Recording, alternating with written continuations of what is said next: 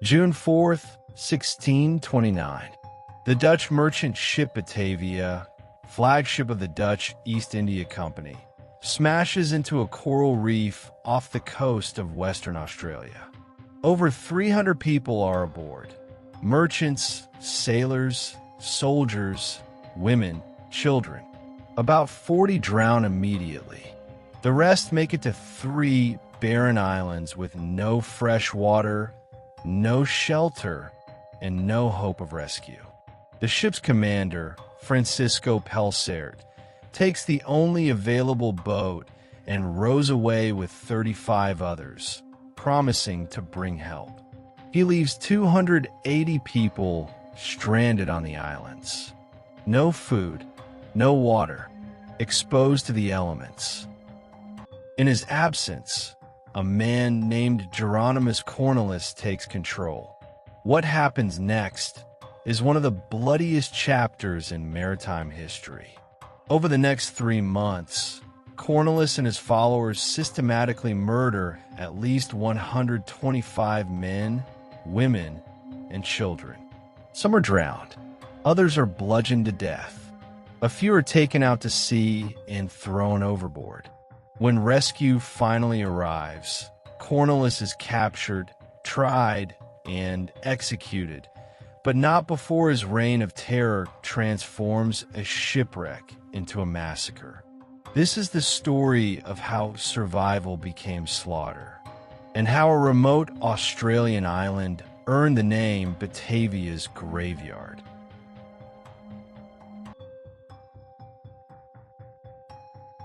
In October 1628, the Batavia left the port of Amsterdam on its maiden voyage to the Dutch East Indies, modern-day Indonesia. It was one of the largest and most valuable ships in the Dutch East India Company fleet, carrying 341 people and a cargo worth millions in today's money. The cargo included 250,000 silver guilders, coins minted specifically for trade, chests of jewelry and gemstones, trade goods destined for Asian markets, supplies for the Dutch colonial settlements. The Batavia was not just a ship, it was a floating fortune. The expedition was commanded by Francisco Pelsaert, a senior merchant of the Dutch East India Company. He was experienced, wealthy, and well-connected. But he was also a difficult man, arrogant, aloof, and unpopular with his crew. Pelsaert spent most of the voyage confined to his cabin, suffering from what he claimed was illness. He barely interacted with the passengers or crew. He left day-to-day operations to others. This absence created a power vacuum. The ship's captain was Arian Jacobs, a skilled sailor but a crude, violent man. He resented Pelsaert's authority. He believed commanders like Pelsaert, merchants who had never worked their way up through the ranks, had no right to command ships. Jacobs drank heavily. He argued with Pelsaert constantly, and he began plotting. Then there was Jeronimus Cornelisz, Pelsaert's deputy, a man who would become one of history's most notorious murderers. Cornelisz was born around 1598 in Haarlem, Netherlands. He had trained as an apothecary, a pharmacist who prepared medicines and tonics. But his business failed. His reputation crumbled. He fell into debt. Worse, Cornelisz had become associated with a controversial painter named Johannes van der Beek, who was accused of blasphemy, heresy, and Satanism. Van der Beek rejected conventional morality. He believed there was no God, no heaven, no hell. He taught that humans were free to do whatever they wanted without spiritual consequences. When Van der Beek was arrested and tried for his beliefs, Cornelisz fled. He joined the Dutch East India Company to escape persecution and start over in the East Indies. But he carried Van der Beek's philosophy with him. There is no sin, no punishment, no divine justice. During the voyage, Cornelisz and Jacobs became friends. They drank together. They complained about Pelsaert together. And eventually, they began plotting a mutiny. The plan was simple: kill Pelsaert, take control of the ship, seize the treasure, and turn pirate. They recruited accomplices. They sowed discontent among the crew. They waited for the right moment. They never got it. On the night of June 3rd, 1629, the Batavia was sailing along the western coast of Australia, then called New Holland, guided by the prevailing winds known as the Roaring Forties. The ship had separated from the rest of the fleet weeks earlier during a storm off the Cape of Good Hope in South Africa. It was traveling alone, far from any known settlement. At around 2 a.m. on June 4th, the ship's lookout spotted white foam ahead, breakers crashing against a reef. Before the crew could react, the Batavia slammed into Morning Reef, part of the Houtman-Abrolhos Islands, about 40 miles off the coast of Western Australia. The impact tore open the hull. Water poured into the lower decks. The ship tilted violently. Passengers and crew were thrown from their beds, screaming in the darkness.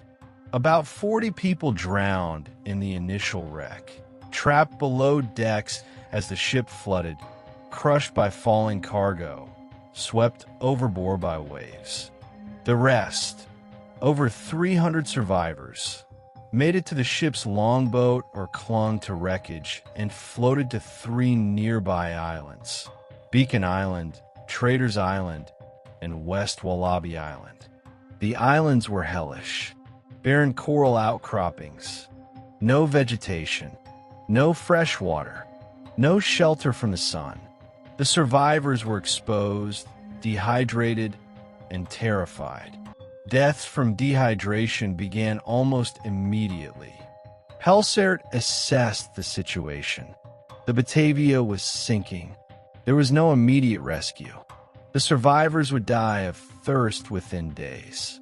He made a decision that would doom over 100 people. Pelsaert commandeered the ship's longboat, the only seaworthy vessel available, and took 35 people with him. He took Jacobs, the ship's captain. He took senior officers. He took skilled sailors. And he left 280 people behind on the islands. Pelsaert told them he was going to search for water on the Australian mainland.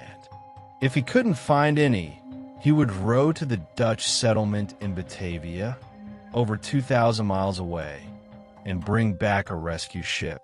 The survivors watched the longboat disappear over the horizon. They had no idea it would take 3 months for Pelsaert to return, or that most of them would be dead when he did. Jeronimus Cornelisz had been left behind, and he quickly realized 2 things. First, Pelsaert knew about the mutiny plot. An accomplice had confessed everything before the wreck. When Pelsaert returned, if he returned, Cornelisz would be arrested and executed. Second, he was now in complete control of nearly 300 desperate, frightened people. Cornelisz moved quickly. He organized the survivors into groups and appointed himself leader. He gathered all the weapons salvaged from the wreck, swords, knives, tools, and ensured only he and his trusted men had access to them. He seized the makeshift rafts and boats the survivors had built. No one could leave the islands without his permission. Then he began dividing the population. He sent some survivors to Traders Island, ostensibly to search for food. He knew there was none. He was isolating them to die.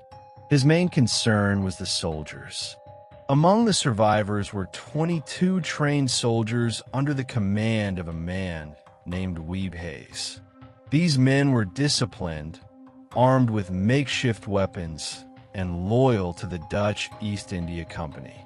Cornelisz feared them, so he told them he was sending them to West Wallaby Island, the largest and most distant island, to search for fresh water. It was a lie. Cornelisz's men rowed the soldiers 8 kilometers away, confiscated their weapons, and abandoned them. Cornelisz intended for them to die of thirst, but Hayes and his men got lucky. They found fresh water on West Wallaby, enough to sustain them. They also discovered Tamar wallabies, small marsupials native to the island. The soldiers hunted and ate them, becoming the first Europeans to encounter Australian wildlife. Hayes had no idea that while he was surviving on West Wallaby, mass murder was unfolding on Beacon Island. Cornelisz gathered his closest followers, men who had been part of the original mutiny plot. He explained his plan. When Pelsaert returned with a rescue ship, Cornelisz would seize it. He would kill Pelsaert and any loyalists. Then he and his men would turn pirate, sailing to the East Indies with the Batavia's treasure. But there was a problem. Too many survivors. Over 200 people on Beacon Island alone. Cornelisz needed to reduce the number to about 40. Just enough men to crew a ship, but few enough that he could control them. The killing began. Cornelisz ordered his men to slaughter everyone on Trader's Island. Men, women, children, all of them. His followers rowed to the island at night and killed them in the darkness. Then the murders began on Beacon Island itself.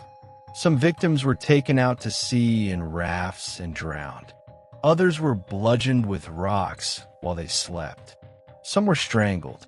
A few were simply abandoned on isolated parts of the reef to die of exposure. The massacre continued for weeks, with over 125 people murdered. Cornelisz targeted anyone he saw as weak, anyone who questioned his authority, anyone who might resist. Women and teenage girls were spared, but only to be enslaved. Cornelisz and his men divided them among themselves. The survivors were subjected to rape and forced labor. Cornelisz became increasingly unhinged. He declared himself the ruler of the islands. He created his own laws. He forced survivors to sign loyalty oaths. He convinced himself that God had chosen him for greatness, that his actions were divinely inspired. Historical accounts describe his behavior as erratic, delusional, and sadistic. He believed people were free to do good or evil with no spiritual consequences. Meanwhile, on West Wallaby Island, Hayes and his soldiers remained unaware of the slaughter. They built stone shelters, structures that are believed to be the oldest European-built buildings on the Australian continent. They survived. They waited. They hoped for rescue. Then refugees began arriving. Survivors who had escaped Cornelisz massacres swam or rafted to West Wallaby, bringing horrifying stories of what was happening on Beacon Island. Hayes realized the truth. Cornelisz wasn't trying to help people survive. He was systematically murdering them. And Hayes and his soldiers were next. By early August 1629, Cornelisz knew he had a problem. Hayes and his soldiers were still alive. Worse, they were armed with makeshift weapons, clubs made from driftwood, spears fashioned from salvaged ship timber, even a mace made from folded lead with protruding nails. If a rescue ship arrived, Hayes could warn them. Cornelisz's entire plan would collapse. He had to eliminate Hayes. Cornelisz launched his first attack in early August. He and his men rowed to West Wallaby and attempted to storm the island. Hayes and his soldiers repelled them. Cornelisz attacked again a few days later. Again, Hayes's men drove them back. The soldiers had the advantage of knowing the terrain. They had built defensive positions, and they were disciplined fighters, unlike Cornelisz's thugs. On the third attempt, Cornelisz himself led the assault. He was captured, and 3 of his lieutenants were killed. Hayes threw Cornelisz into a pit and kept him alive, a prisoner who could testify about the murders when rescue arrived. Wilder Luce, one of Cornelisz's lieutenants, took command of the mutineers. On September 17th, he launched one final attack on West Wallaby. This time, he brought the 2 muskets Cornelisz had been saving to use against a rescue ship. With these firearms, Luce was able to kill 3 of Hayes' men. Hayes's soldiers were being overrun. The battle was turning. And then, someone spotted a sail on the horizon. Pelsaert and the rescue ship Sardam had returned. Pelsaert and his crew had rowed over 2,000 miles to Batavia in just 33 days, a remarkable feat of navigation. Everyone in the longboat survived. Once in Batavia, Pelsaert arranged for a rescue ship, but it took 7 weeks to make the return voyage. By the time he arrived on September 17, 1629, he had been gone for over 3 months. When the Sardam appeared, both Hayes's soldiers and Cornelisz's mutineers scrambled to reach it first. They launched boats and rafts, rowing frantically toward the rescue ship. Hayes reached the ship first and warned Pelsaert about the murders and the planned mutiny. Pelsaert trained the ship's cannons on the mutineers' boat. They surrendered immediately. Pelsaert interrogated the mutineers using torture, as was standard Dutch practice. They confessed to everything: the murders, the rapes, the conspiracy. One mutineer, Jan Hendricks, admitted to personally murdering or helping to murder 17 to 20 people under Cornelisz's orders. Pelsaert convened a court on the islands. The mutineers were tried under Dutch East India Company law. Cornelisz and 6 of his closest accomplices were sentenced to death. As punishment, they would first have their right hands cut off before being hanged. Cornelisz, as the leader, was sentenced to have both hands severed before execution. On October 2nd, 1629, the executions were carried out on Seals Island. They were Australia's earliest known executions. Cornelisz went to the gallows without remorse. Even in his final moments, he blamed everyone but himself. 2 younger mutineers, Wilder Luce and Jan Pelgrim de Bay, were spared execution but were marooned on the Australian mainland. They became Australia's first known European residents. No further contact with them was ever recorded. 16 other mutineers were transported back to Batavia for trial. They were flogged, keel-hauled, and tortured during the voyage. All were eventually executed. One mutineer, Jacob Pieters, was broken on the wheel, a brutal form of torture where all the bones in his arms and legs were shattered, and he was then lashed to a cartwheel to die slowly. Weeb Hayes and his soldiers were promoted for their resistance against the mutineers. Hayes was made sergeant, and his men were made corporals, positions that came with higher wages. Pelsaert himself did not escape blame.